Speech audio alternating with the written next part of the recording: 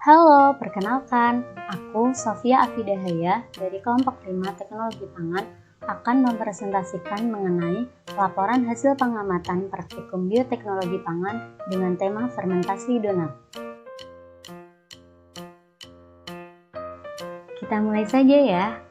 Jadi sebenarnya apa sih donat itu? Donat merupakan salah satu produk pangan yang banyak diminati oleh masyarakat dengan bahan utama tepung terigu yang memiliki bentuk yang sangat khas dengan lubang di tengah layaknya seperti cincin.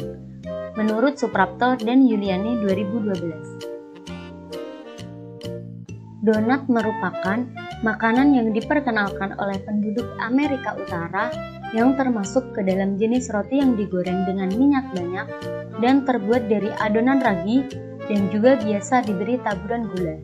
Menurut Sindo 2013. Mikroba utama dalam ragi donat adalah jenis Hamir Saccharomyces cerevisiae yang telah banyak digunakan dalam industri pengembangan roti dan kue. Hamir Saccharomyces cerevisiae berbentuk bulat, bereproduksi secara vegetatif dan sangat aktif dalam memecah gula dengan mengubah patin gula menjadi karbon dioksida dan alkohol. Menurut Andek dan Arumsari 2016. Oleh karena itu, jenis hamir ini cocok digunakan dalam pengembangan adonan donat.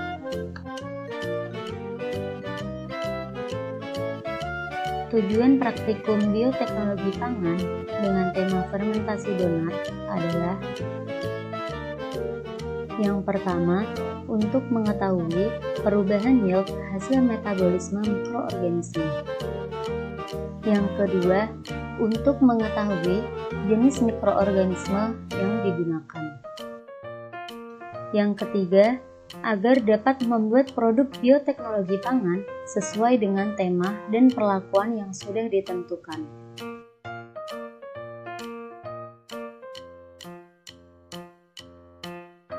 Selanjutnya, mengenai proses pembuatan donat. Pembuatan donat berdasarkan pada Jurnal Fajri dan kawan-kawan tahun 2018. Perlakuan yang diberikan yaitu fermentasi sebanyak 1 kali selama 30 menit pada suhu kamar.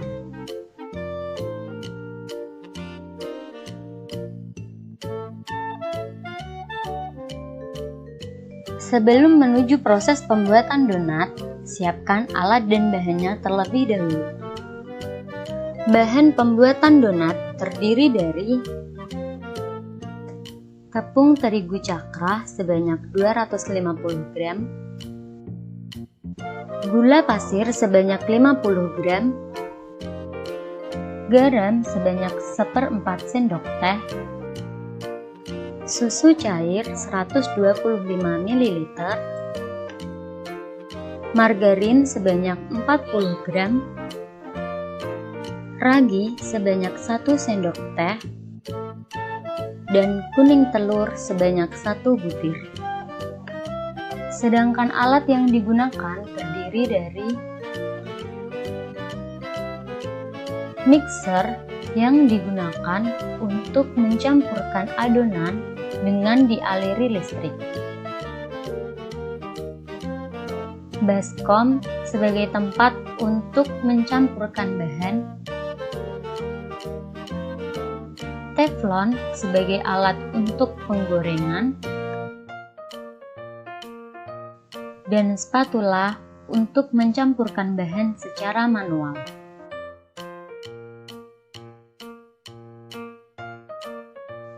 Proses pembuatan donat dilakukan dengan cara tepung terigu sebanyak 250 gram dimasukkan ke dalam wadah. Dilanjutkan dengan gula pasir sebanyak 50 gram, lalu kuning telur 1 butir, kemudian ragi 1 sendok teh, dan susu cair dingin 125 ml. Selanjutnya, bahan dicampurkan dengan spatula secara manual. Setelah itu, masukkan garam dan margarin pada bahan yang telah dicampur. Kemudian, mixer adonan hingga kalis dengan kecepatan tinggi selama kurang lebih 10-15 menit.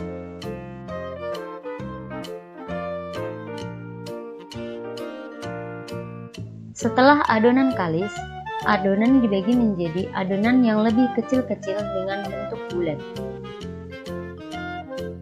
Kemudian, adonan difermentasi 1 kali selama 30 menit pada suhu kamar sesuai dengan perlakuan yang telah ditentukan.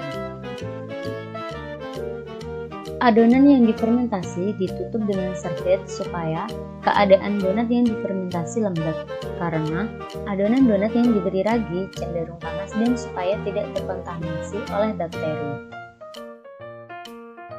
Setelah dilakukan fermentasi, adonan akan mengalami perubahan dari segi tekstur, warna, volume, dan aroma. Dikarenakan fermentasi yang dilakukan hanya 1 kali, maka adonan setelah fermentasi dilanjutkan pada proses penggorengan. Proses penggorengan dilakukan dengan menggunakan minyak yang banyak, dan adonan sebelum digoreng dikembiskan terlebih dahulu.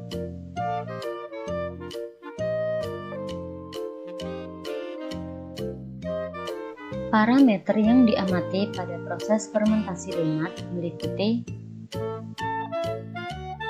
volume. Volume merupakan ukuran yang digunakan untuk mengetahui derajat pengembangan suatu adonan. Parameter selanjutnya adalah aroma. Aroma merupakan sifat penilaian pada produk makanan dengan indera penciuman. Aroma mempunyai peranan yang sangat penting dalam menentukan derajat penilaian dan kualitas bahan pangan. Parameter yang ketiga yaitu warna. Warna merupakan daya tarik utama sebelum konsumen mengenal dan mengetahui sifat-sifat lainnya. Warna merupakan faktor penting bagi sebagian besar produk makanan, baik melalui proses pengolahan maupun tanpa diproses. Yang keempat yaitu tekstur. Tekstur merupakan pengujian yang dilakukan dengan cara meraba bentuk donat-donat tersebut dengan indera peraba. Parameter yang terakhir yaitu kekenyalan. Kekenyalan merupakan kemampuan suatu bahan untuk kembali ke bentuk atau volume semula setelah ditarik, ditekan, atau diubah menjadi bentuk lain. Berdasarkan praktikum yang telah dilakukan, didapatkan tabel pengamatan sebagai berikut.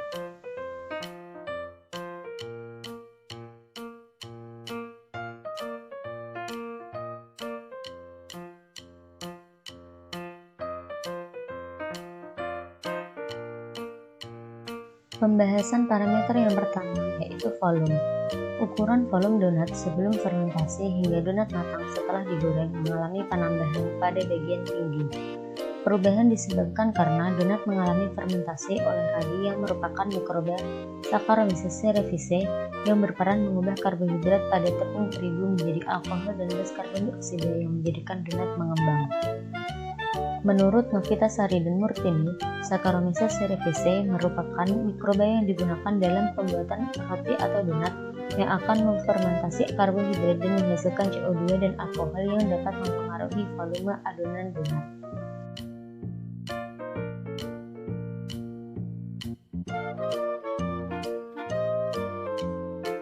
Selanjutnya yaitu aroma.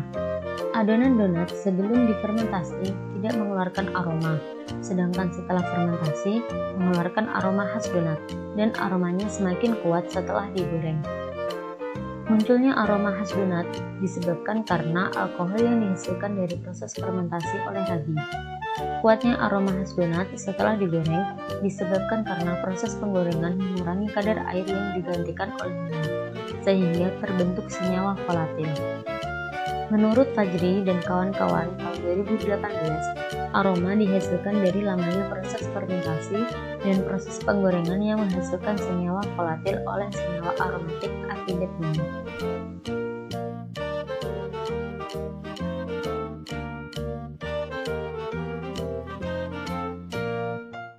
Parameter warna. Donat yang belum dilakukan fermentasi memiliki warna agak kuning, sedangkan donat yang sudah dilakukan fermentasi memiliki warna kuning, dan donat yang telah digoreng memiliki warna kuning kecoklatan.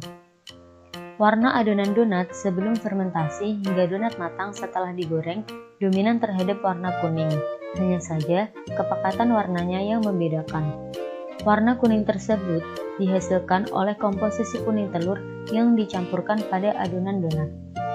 Kepekatan warna donat setelah digoreng semakin bertambah hingga berwarna kuning kecoklatan, yang disebabkan karena adanya reaksi antara gugus amino dengan gugus hidroksil dari karbohidrat. Menurut Ashari dan kawan-kawan tahun 2016, protein apabila bertemu gula pereduksi yang berasal dari karbohidrat berada pada suhu tinggi akan menghasilkan bahan yang berwarna coklat, atau yang disebut dengan reaksi Maillard.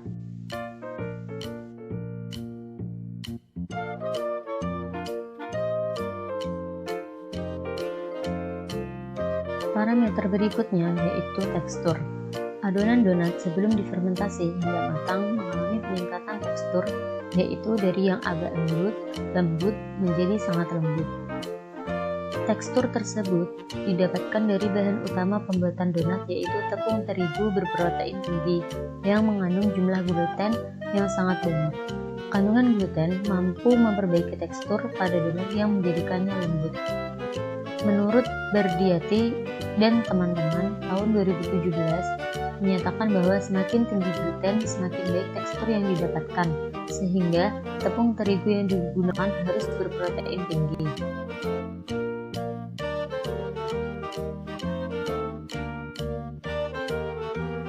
Parameter yang terakhir yaitu kekenyalan. Tingkat kekenyalan pada donat juga bertambah sebelum fermentasi dan setelah digoreng, yaitu dari yang kenyal, sangat kenyal hingga menjadi liat atau padat.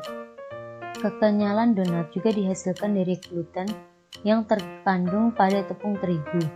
Saat proses fermentasi, gluten memerangkap gas CO2 yang menjadikan adonan menjadi elastis.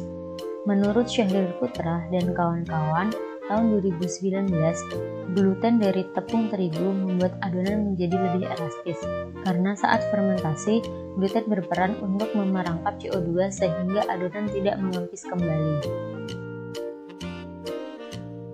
Hasil akhir adonan setelah digoreng menjadi liat atau bantat karena kurangnya waktu dalam melakukan fermentasi, di mana fermentasinya dilakukan hanya satu kali, sehingga tidak dapat memaksimalkan adonan untuk mengembang.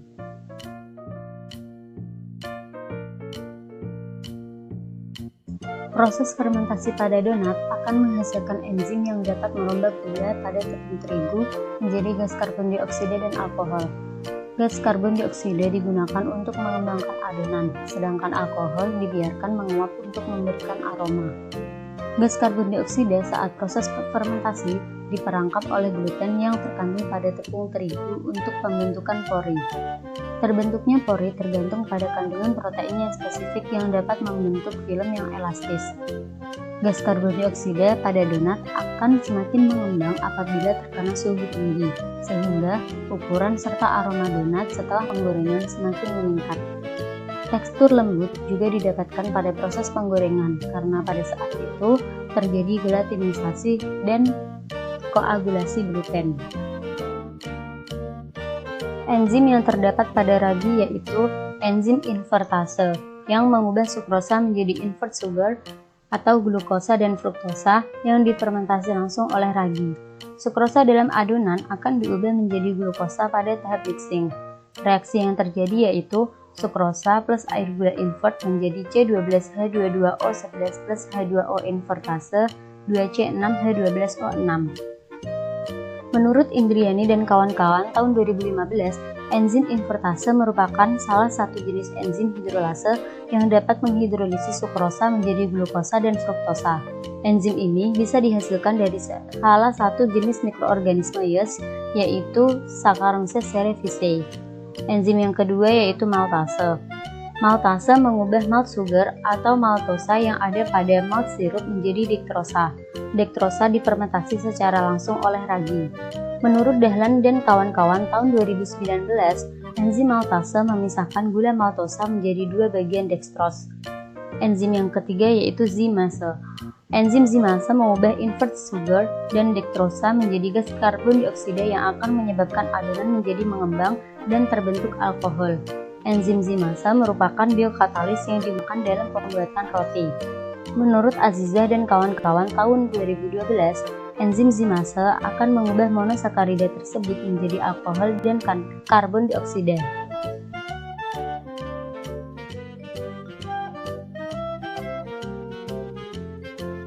Faktor yang mempengaruhi fermentasi adalah yang pertama, urutan pencampuran bahan. Urutan yang sebaiknya dilakukan yaitu tepung terigu berprotein tinggi, kemudian gula, ragi, telur, margarin, dan garam.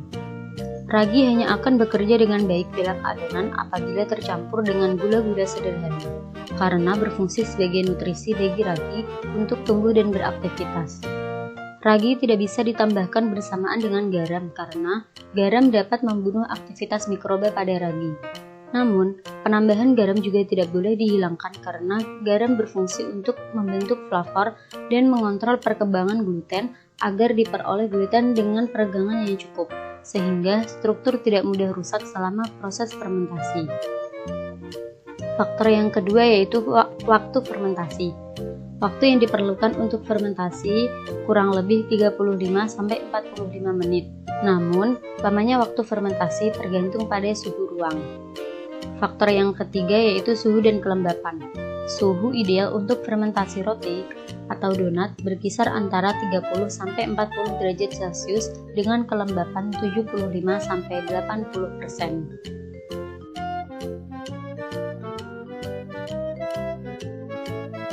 Berdasarkan praktikum donat yang telah dilakukan, dapat disimpulkan bahwa perlakuan fermentasi satu kali pada suhu kamar memiliki kualitas yang kurang maksimal, baik secara aspek volume, tekstur, warna, serta kekenyalan, sehingga perlakuan yang terbaik yaitu pada fermentasi dua kali pada suhu ruang karena menghasilkan donat yang memiliki volume yang lebih maksimum, tekstur yang tidak bentat, dan warna yang lebih menarik, serta aroma yang lebih baik. Sekian presentasi hasil pengamatan fermentasi donat. Terima kasih dan sampai jumpa.